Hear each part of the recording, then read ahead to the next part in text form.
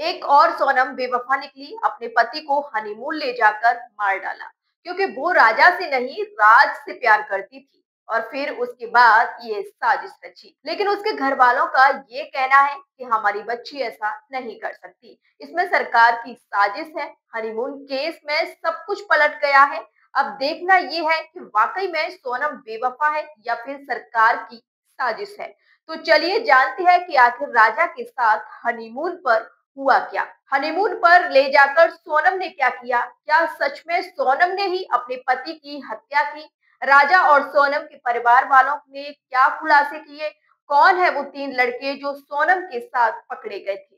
जसमुद्दीनों, ढाबे वाले और पुलिस के कितने बयान? सोनम ने गिरफ्तारी के बाद क्या कुछ कहा? इस केस की पूरी गुत्थी, हर एक सवाल का जवाब हम इस वीडियो में बताएंगे। नमस्कार, आप देख रहे हैं आर न्यूज नेटवर्क और मैं हूं आपके साथ कोमल सिंह। इस वक्त इंटरनेट पर, टीवी चैनल पर, पूरे सोशल मीडिया पर छाया हुआ है कि एक और सोनम बेवफा निकली। लोग गाने पोस्ट कर रहे हैं कि बेवफा निकली है तू, झूठा प्यार करती है तू। और आप खुद कितने दिनों से सुन रहे होंगे ये कहानी कि इंदौर का एक कपल हनीमून पर गया और गायब हो गया। उसके बाद पति की तो हत्या हो गई, लेकिन पत्नी गायब है। इसके बाद 9 जून की रात उत्तर प्रदेश के गाजीपुर में एक ढाबे पर सोनम पुलिस को मिलती है। वहीं मेघालय पुलिस ने कहा कि सोनम ने ही अपने पति राजा की हत्या कराई है क्योंकि वो किसी राज कुशवाहा नाम के लड़के से प्यार करती है और सोनम ने कुछ लड़के हायर करवा कर अपने पति का कत्ल करवाया है। लेकिन इस पर अपडेट्स आते जा रहे हैं। जब इस बात की खबर घर वालों को पता चलती है तो घर वाले कह रहे हैं कि भाई दोनों के बीच सब कुछ ठीक था। आप लोग खुद सुन लीजिए राजा की माँ क्या कुछ कह रही है। इसमें अपराध जिन लोगों ने किया उनको फांसी की सजा होना चाहिए। सोनम ने ऐसा हरकत की तो सोनम को क्या सजा मिलना चाहिए? सोनम ने की तो सोनम को भी मिलेगी वो तो सजा। अच्छा, सोनम का व्यवहार कैसा था शादी होने के बाद जो घर पे? व्यवहार तो उसका बहुत अच्छा था। व्यवहार तो ऐसा पता ही नहीं चला ना कि सोनम कुछ कर सकती है। अभी भी यकीन नहीं हो रहा कि सोनम ने करके कैसे क्या हुआ। सोनम की कॉल डिटेल बता रही कि घंटों लगातार वो राज कुशवाहा से बात कर रही थी। यहाँ घर पे भी फोन चालू था, हाथ में फोन था? नहीं, मेरा फोन चालू था ना, स्विच ऑफ बता रहे। सोनम लगातार फोन पे बात कर रही थी। नहीं तो वो उनके यहाँ मालूम होगा कि उन लोगों ने कितनी बार बात करी, राज पुछताछ करी नहीं करी। मैं उसको पहचानती नहीं ना कौन था। हमको जरा सी भनक नहीं है, किसी को भनक नहीं हमारे घर में कि कौन था कि कौन नहीं था, किसी को नहीं। राजा तक को भनक नहीं। अगर राजा को ऐसी भनक होती तो राजा मेरे को पहले बता देता। राजा की आप माँ सोनम के लिए क्या सजा चाहती है?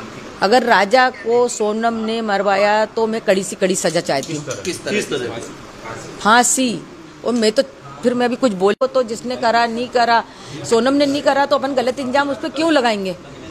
आपके साथ शॉपिंग पे भी जाती थी वो शादी? हाँ जाती थी ना शॉपिंग। व्यवहार आपके साथ में रहता उसको ऐसा मेरे को व्यवहार नहीं लगा। मैंने उसको बेटी जैसा माना। वो जिधर से आती थी मैं से एकदम गले मिलती थी, लूमती थी। मतलब अच्छा व्यवहार था। वो मम्मी मम्मी करके ही मैं से गले में लिपटती थी। राजा ने आपसे आखिरी बार जो बात की थी आपको लग रहा था वाकई में राजा की आवाज है? क्योंकि राजा उसमें बोल रहा है कि मैं केला खा रहा हूँ, आवाज इसलिए। हाँ, ऐसा कर रहा था वो। लग रही थी कि आवाज हो सकता है राजा की। तो हमने यहाँ पे वो भी करा तो राजा के दोस्तों ने बोला वो जब कुछ खाता जब ऐसा बोलता है। आप लोगों ने कभी नोटिस किया था कि इस तरीके से बोलता है वो? क्योंकि आपसे तो क्लियर बात करता है वो, आपसे तो बताता नहीं। जैसे वो कुछ खाता ना, जब वो ऐसी बात करता है वो खाने के बाद हुआ। जो कुछ भी हुआ ना खाने के बाद, पहले कुछ भी नहीं हुआ उसके साथ, खाने के बाद में हुआ उसके साथ। जो भी हुआ वो खाने के बाद हुआ। जब उसने बोला ना बस मैं यहाँ से लिख लूंगा अभी थोड़ी देर बाद, उसके बाद में हुआ। इससे पहले कुछ नहीं हुआ उसके साथ। आवाज राजा की? हाँ, उसके पहले कुछ नहीं हुआ। और जो कॉफी वाली बात थी ना, तो हो सकता है सोनम ने उनसे बोला हो कि लो कॉफी पी लो, तो उसने बोल दिया मेरे को नहीं पीना। तो सोनम ने जो कॉफी फेंकी तो किस कारण से फेंकी ये नहीं कह सकती। हाँ, ये नहीं कह सकती हूँ मैं कि उसमें कुछ मिलाया नहीं मिलाया। वो कॉफी किस कारण से फेंकी गई थी पहली बात तो ये समझ नहीं आ रहा मेरे को। अच्छा, ये एक नाम आ रहा है राज कुशवाहा, आपने ये कभी नाम सुना? नहीं, मैंने नहीं सुना। ये बात हमारे बीच में नहीं हुई। राजा ने भी नहीं सुना, नहीं तो मेरा बेटा मेरे को सब बात बता। अब मैं आपको पूरा केस बताती हूँ, उससे पहले ये देखिए शादी की तस्वीरें। सोनम के पिता कह रहे हैं कि मेरी बेटी बेगुनाह है। मेघालय पुलिस फंसाने की कोशिश कर रही है। शिलांग पुलिस झूठ बोल रही है। सोनम के पिता ने कहा कि मैं पूरे थाने को सबक सिखाऊंगा। वो बिल्कुल आरोप 100% गलत आरोप लग रहे हैं। जो आरोप जो लगा रहे हैं वो गलत लगा रहे हैं, क्योंकि वहाँ की जो पुलिस है वो बिकी हुई है, गुंडे मोबाइल इनके साथ में वो पुलिस चल रही है। पूरा थाना माने ये समझिए सस्पेंड होकर जेल में जाएगा अगर वहाँ सही ढंग से काम हुआ तो, ठीक है ना। और अमित शाह जी से ये हाथ जोड़ के निवेदन है कि वहाँ सीबीआई भेजो, और सीबीआई भेजो तो वो जो एक्टिवा है, एक्टिवा में जो बच्चन का सामान रखा था वो सामान बॉडी के पास में कैसे पूछा, किस तरीके से पहुंचा वहाँ पर, ये वहाँ की पुलिस से पूछना चाहिए। अच्छा सर, सोनम से किसी तरह की बात हुई है, किस तरीके से वो वहाँ पर पहुंची है, किन परिस्थितियों में पहुंची है, किनके साथ पहुंची है? सोनम में बच्ची बता सकती है कि किस हालत में वहाँ पहुंची हुई है, किसके द्वारा वो ढाबे पे पहुंची, ठीक है ना। ये तो बच्ची बता सकती है किस आधार से किस कैसे वहाँ पहुंची हुई है वो, ये मैं यहाँ से बैठ के नहीं बता सकता हूँ।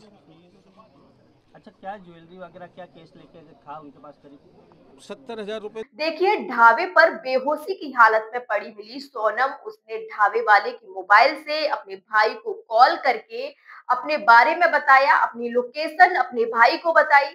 राजा और सोनम का परिवार सीबीआई जांच चाह रहा है, तो वहीं राजा रघुवंशी के परिजनों ने सोनम के लिए फांसी की मांग की है और कहा है कि अगर इसने हमारे बच्चे के साथ ऐसा कुछ किया है तो इसे फांसी होनी चाहिए। चश्मदीदों का क्या कहना है वो सुन लीजिए आप लोग। ये रात का 1 बजे का बात है। तो दुकान पे वो आई थी और रोते टाइम बोल रही थी कि भैया कॉल करना है घर पे। उसके बाद हम अपना मोबाइल लिए, वो अपने घर पे कॉल की। उसके बाद हम बोले आप वहाँ पर जाके बैठ जाइए, पुलिस को कॉल किए, पुलिस आई। उसके बाद वो पुलिस लेके गई है, इतना ही बात है। और ये केस मध्य प्रदेश का जो सोनम और राजा रघुवंशी का वो वाला था, अपहरण का। अच्छा, तो ये अकेले थे कि और लोग भी थे? नहीं, अकेले थी। ये कहाँ से आ रही थी और किधर जाने के लिए कह रही थी? यहाँ तो इधर से रही थी, कहाँ जाने के लिए इसका हमको नहीं पता है। ये सब नहीं बताई, सिर्फ आपसे नंबर मांग के? नंबर नहीं, मोबाइल मांगी थी। मोबाइल मांगी, फिर नंबर उड़ा दिया गया कि नंबर है? उनके फैमिली का नंबर है।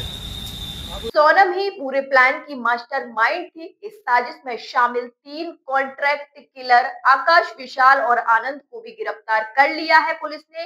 पुलिस की पूछताछ में आरोपियों ने कई बड़े खुलासे किए हैं। आरोपियों ने पुलिस को बताया कि राज शिलांग नहीं गया, वो सिर्फ फोन के जरिए पूरे प्लान से जुड़ा रहा।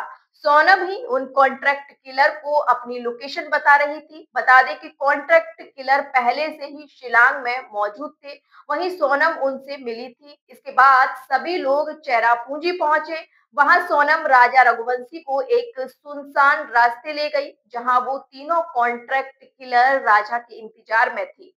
सोनम वहां जाकर जानबूझकर थकने का बहाना करके पीछे चलने लगी और वहीं तीनों आरोपी राजा के साथ चल रहे थे। ऐसे में जब आरोपी पहाड़ी चढ़ते चढ़ते थक गए तो उन्होंने राजा को मारने से इनकार कर दिया। मतलब समझ रहे हो, कॉन्ट्रैक्ट किलर ने मना कर दिया कि भाई हम इस हत्या को अंजाम नहीं देंगे, हम ये हत्या नहीं करेंगे। लेकिन सोनम ने राजा के पर्स से 15,000 रुपए निकालकर आरोपियों को दिए और कहा कि मारना तो पड़ेगा ही। काम करने के बाद 20 लाख रुपए देने का वादा भी किया। और फिर क्या, तीनों कॉन्ट्रैक्ट किलर ने राजा की हत्या कर दी। हत्याकांड को अंजाम देने के बाद चारों आरोपी सोनम और तीनों कॉन्ट्रैक्ट किलर आकाश, विशाल और आनंद सीधे गुवाहाटी के लिए निकले। वहां पर एक दिन स्टे भी किया और फिर सभी लोग अपने अपने रास्ते निकल गए। लेकिन जब राजा की हत्या और सोनम गायब, तब मेघालय पुलिस के शक के घेरे में घिर चुकी थी सोनम।